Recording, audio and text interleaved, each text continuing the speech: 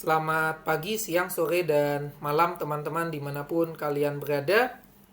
Pada kesempatan kali ini kita akan kembali membahas materi pemrograman, di mana kita saat ini akan membahas mengenai algoritma sorting atau pengurutan.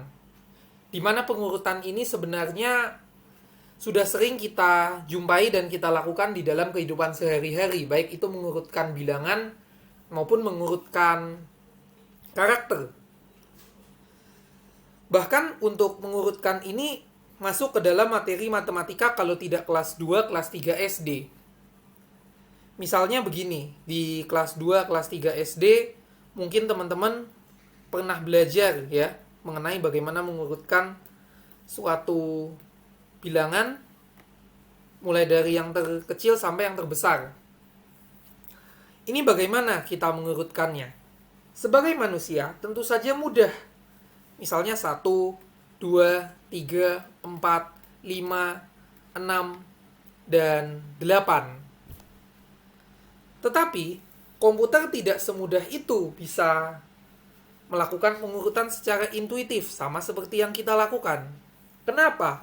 Karena pada dasarnya komputer itu bodoh. Tetapi manusialah yang memprogramnya sehingga komputer itu menjadi cerdas. Sama halnya untuk pengurutan. Untuk dapat melakukan pengurutan, dibutuhkan algoritma agar komputer itu dapat melakukan pengurutan dan hasilnya sesuai dengan yang diminta. Ada beberapa algoritma yang digunakan untuk melakukan pengurutan atau sorting di dalam komputer. Pada kesempatan kali ini kita akan membahas salah satu algoritma sorting yang paling sederhana, yaitu bubble sort. Di mana bubble sort itu bekerja dengan melihat satu data dan data di sebelahnya. Jika sudah urut, maka akan dilanjutkan ke data selanjutnya. Dan jika belum urut, maka akan ditukar, baru dilanjutkan ke data setelahnya. Kita akan melihat sebuah contoh data, misalkan seperti ini. 5, 3, 6, 8, 7. Bagaimana cara mengurutkannya menggunakan bubble sort? Tentu saja kita lihat 5 dan 3 belum urut, sehingga kita tukar menjadi seperti ini. Kemudian 5 dan 6 sudah urut, sehingga bisa kita lanjutkan. Kemudian 6 dan 8 sudah urut, kita bisa lanjutkan. Kemudian 8 dan 7 belum urut. Misalnya seperti ini. Ini tentu saja sudah urut. Bagaimana jika misalnya sampai di sini belum urut? Mari kita melihat pada contoh selanjutnya. Katakanlah seperti ini. Kita akan coba terlebih dahulu. 4 dan 2 belum urut, sehingga kita akan urutkan. Kita akan tukar. 4 dan 3 belum urut, sehingga kita akan tukar. Menjadi seperti ini. 4 dan 8 sudah urut, maka kita akan langsung lanjutkan. 6 dan 8 belum urut, sehingga perlu kita tukar. Kemudian 8 dan 1 belum urut, sehingga kita akan tukar. 8 dan 7 belum urut, sehingga kita akan tukar. Kemudian 8 dan 5 itu belum urut, sehingga kita akan tukar. Tapi ini belum urut. Lalu bagaimana? Nah, kita akan kembali lihat di sini. Ketika belum urut, ditukar lagi sampai semuanya terurut. Nah, tetapi di dalam bubble sort ini dijamin bahwa data yang terakhir itu pasti setelah diurutkan akan urut. Lalu bagaimana implementasinya di dalam bahasa pemrograman? khususnya C++, kita akan mencoba untuk melakukan implementasi sederhana.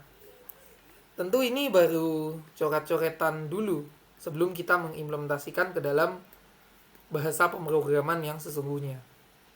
Ini n-1. Sebentar, ini saya hapus. n-1, n-i. N-1. Kenapa n-i? Karena di data-data terakhir, itu sesudah dilakukan pengurutan kesekian, tentu datanya itu sudah urut. Ini jika datanya belum urut, maka dibalik. Atau istilahnya ditukar. Dengan operasi swap. Teman-teman tentu sudah tahu dong bahwa untuk memindah dari nilai satu variabel ke variabel yang lain itu seperti apa dengan menggunakan temp. Tentu saya juga mungkin sudah menjelaskan itu berkali-kali. Jadi kira-kira seperti ini. Ada berapa banyak operasi yang perlu dilakukan agar semuanya urut?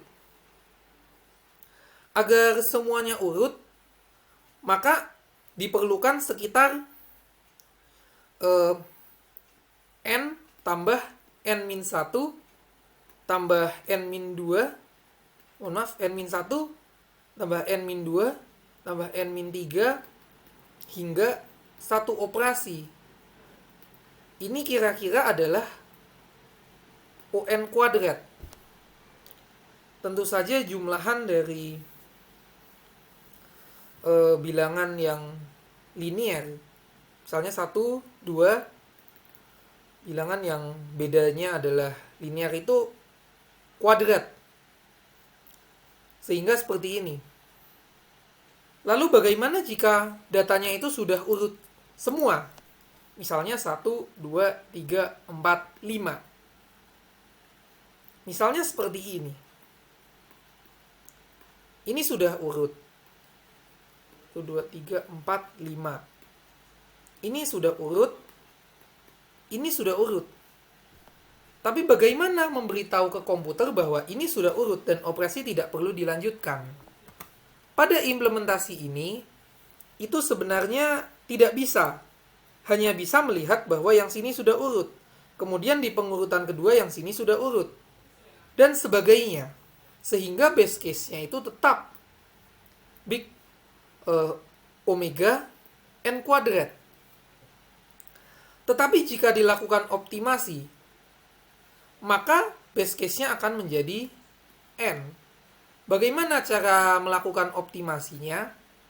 Maka kita memerlukan sebuah variabel yang namanya, terserah sih namanya, tukar sama dengan berapa.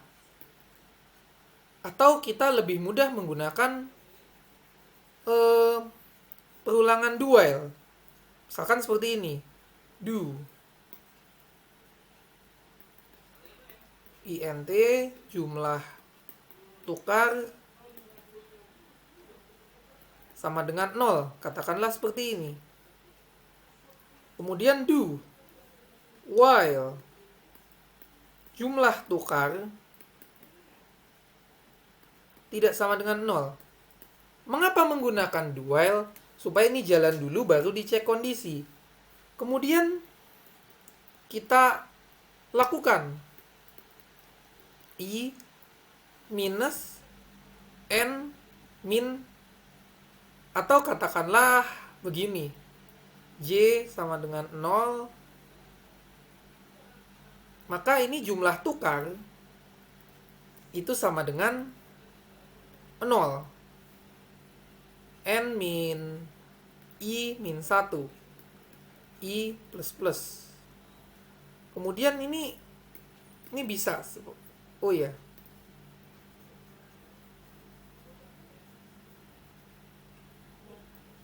bisa saja ini k sama dengan n min 1. Maka ketika sudah urut, maka tidak ditukar. Tapi jika belum urut, maka akan ditukar. Kira-kira seperti ini.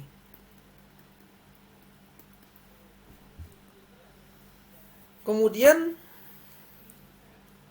jika misalnya terjadi operasi swapping, maka jumlah tukar akan seperti ini.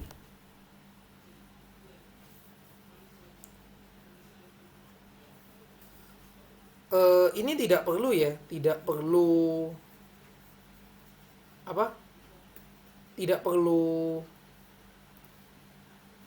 ini.